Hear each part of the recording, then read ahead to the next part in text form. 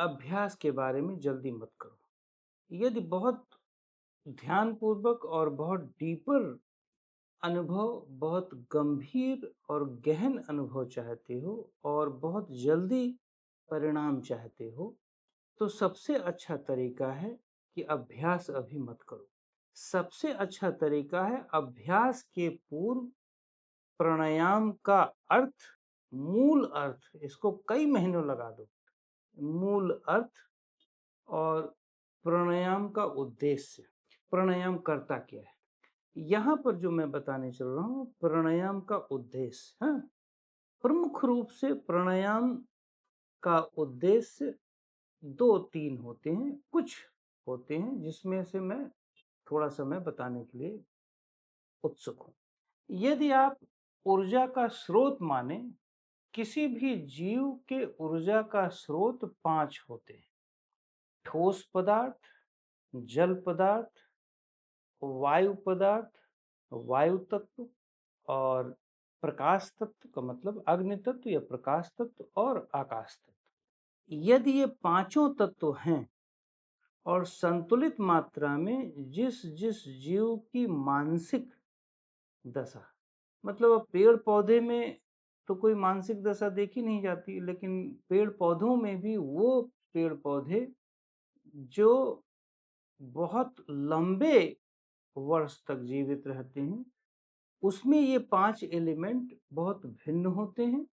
और जो बहुत कम समय तक जीवित रहते हैं, जैसे पपीता है, जैसे छोटे छोटे पौधे हैं, उनके अंदर यदि पांच एलिमेंट देखो तो वो भिन्न अनुपात में होते हैं। मैं यहाँ उस अनुपात के बारे में बात नहीं कर रहा हूँ, मैं इस मनुष्य के बारे में बात कर रहा हूँ। ज्यादातर मनुष्यों को देखो तो, मतलब मैं तो 90% कहूँगा, लेकिन 99% से ज़्यादा कुछ लोग मानते हैं कि दो एलिमेंट जानते हैं, दो तत्वों पर निर्भरता होती है। एक ठोस तत्व, पृथ्वी तत्व, जिसको हम भोजन कहते हैं। भोजन में भी सारे एलिमेंट हैं, लेकिन पृथ्वी तत्व है, भोजन ज़्यादा एलिमेंट है। भोजन और जल तत्व, जो सामान्य वर्ग है, वो इन्हीं दोनों को ऊर्जा का स्रोत मानता है और सुबह से लेकर रात तक वो इसी से संबंधित सब कुछ सोचता है। यदि उसे थकान हुई है तो भोजन करो। या जल तत्व का मतलब तरल पदार्थ। अब तरल पदार्थ में कुछ भी हो सकता है, एक नॉर्मल वाटर भी हो सकता है, सामान्य जल, एक कोल्ड ड्रिंक हो सकता है, कोई मीठा हो सकता है, कोई अल्कोहल हो सकता है ना।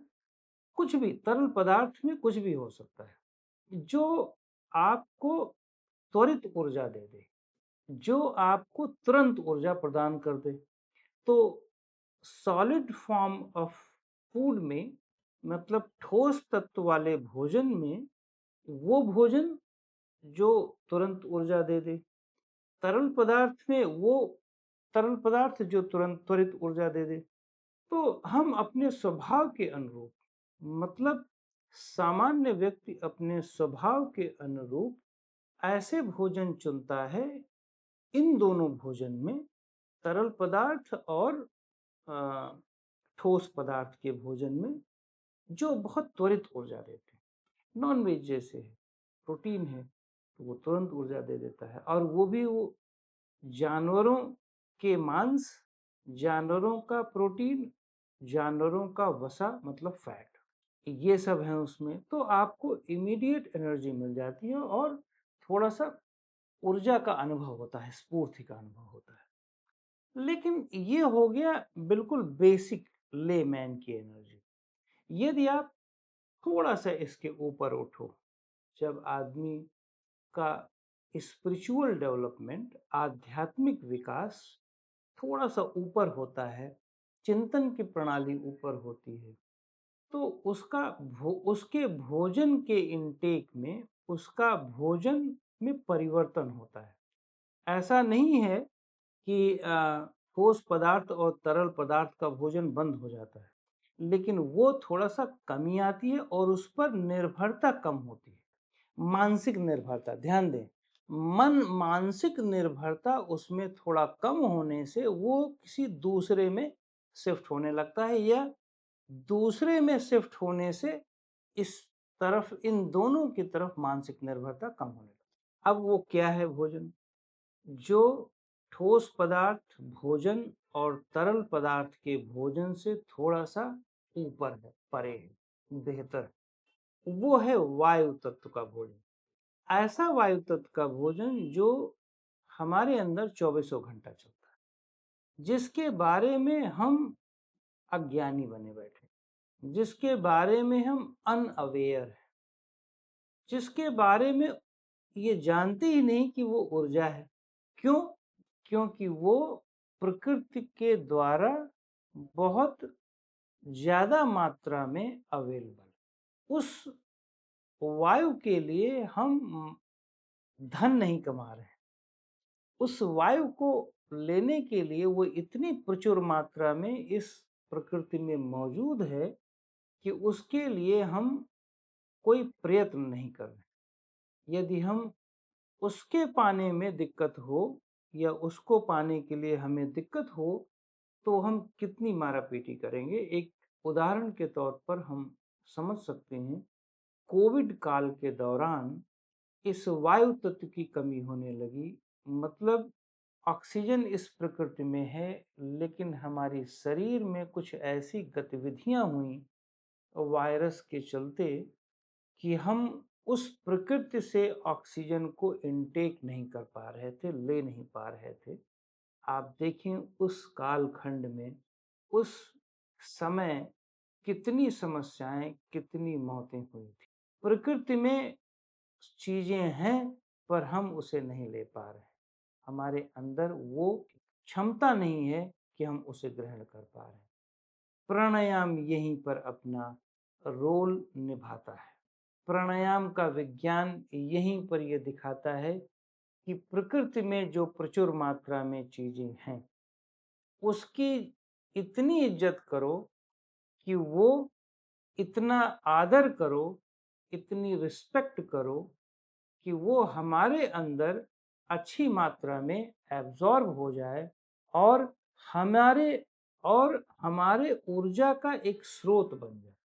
अब प्राणायाम के हमारे वैज्ञानिकों ने, ऋषियों ने, वैज्ञानिक शब्द नहीं, ऋषियों ने कुछ ऐसी साधनाएं बताई, कुछ ऐसे अभ्यास बताए कि आप अपग्रेड करो अपने आप को, भोजन और तरल पदार्थ से ऊपर थोड़ा उठाओ, और वायु तत्व को भी अपने अंदर लेने का प्रयत्न करो, एब्जॉर्ब करो, संग्रहित करो, स्टोर करो, संग्रह करो उसे, ताकि आपकी शरीर में जो 24/7, चौबीसों घंटे सातों दिन, हर पल जो चल रही है, जिससे आपकी हृदय गति, जिससे आपकी मस्तिष्क, जिससे रक्त के अंदर हर कोशिकाओं में गति हो रही है, वो बेहतर हो सके, उसके लिए ऋषियों ने प्राणायाम बताया।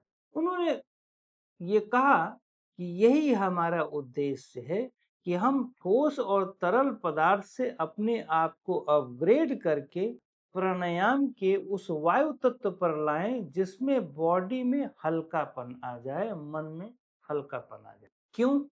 क्योंकि ठोस पदार्थ से चिंतन की शक्ति को बहुत नहीं बढ़ाया जा सकता, तरल पदार्थ से चिंतन की शक्ति को नहीं बढ़ाया जा सकता, किंतु वायु तत्व और आसमान तत्व, प्रकाश तत्व का मतलब अग्नि तत्व, इन तीनों तत्व से बहुत प्रचुर मात्रा में चिंतन की शक्ति और चिंतन से परे की अवस्था को बहुत आसानी से प्राप्त किया जा सकता है। यदि इन तीनों में देखो आप, ठोस पदार्थ और जल पदार्थ में आसमान तत्व और वायु तत्व का अभाव है, तो वायु तत्व में शांति ज्यादा है बनिस्बत ठोस और तरल के।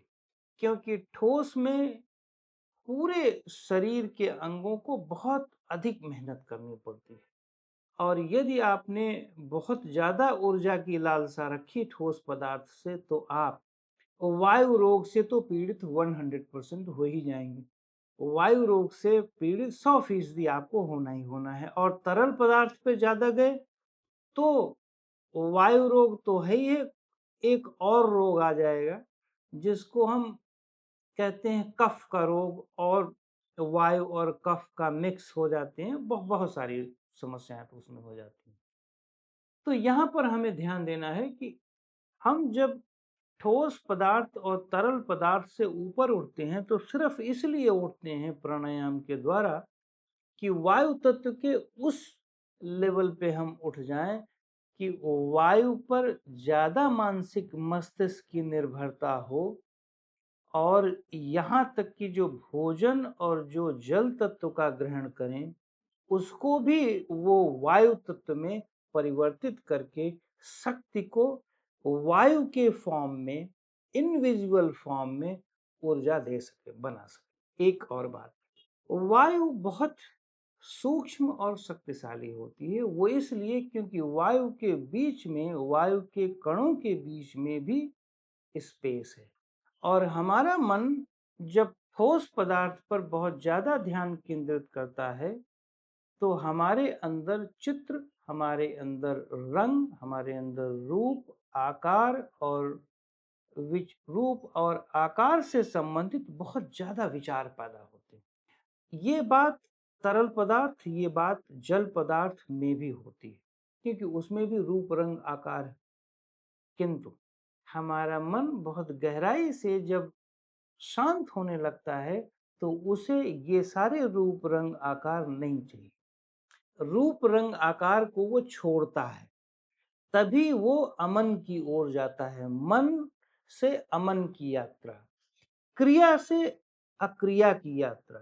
तो प्राणायाम का मूल उद्देश्य मन से अमन, तरल और ठोस पदार्थ से ऐसे तत्व की ओर बढ़ना जो विजिबल नहीं है।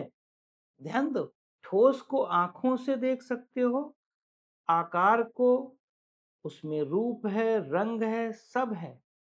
ठोस और तरल में इनको आंखों से देखा जा सकता है। तो 99% हम ठोस और तरल पदार्थ को आंखों से देखते हैं, बहुत इजीली अनुभव कर लेते हैं आंखों से देख करके, रूप रंग आकार के माध्यम से। लेकिन जब हम इसके ऊपर थोड़ा सा अपने माइंड को शिफ्ट करते हैं तो वायु तत्व में आंखों का पार्ट धीरे धीरे खत्म हो जाता है। रूप रंग और आकार का जो डिपेंडेंसी है, रूप रंग और आकार के प्रति जो निर्भरता है, व्यक्ति की खत्म कर दिया जाता है, खत्म कर दी जाती है। इससे हमारी आंखों पर निर्भरता कम हो जाती है। अब हमारे बिना आंखों के हमारे अनुभव, सूक्ष्म अनुभव की तेजी हो गई। मतलब सूक्ष्म अनुभव पर ज्यादा हम निर्भर हो रहे हैं, ज्यादा यूं कह सकते हैं कि उस अनुभव को हम ज्यादा प्राथमिकता दे रहे हैं। तो रूप रंग आकार की प्राथमिकता है, ऐसा नहीं कि रूप रंग आकार असत्य हैं। रूप रंग आकार हैं, पर वो ऊर्जा का स्रोत है, पर उससे कहीं अधिक ऊर्जा का स्रोत को अब हम श्वास या वायु तत्व के अनुभव के द्वारा ले रहे हैं, जो रूप और रंग आकार में नहीं दिखती।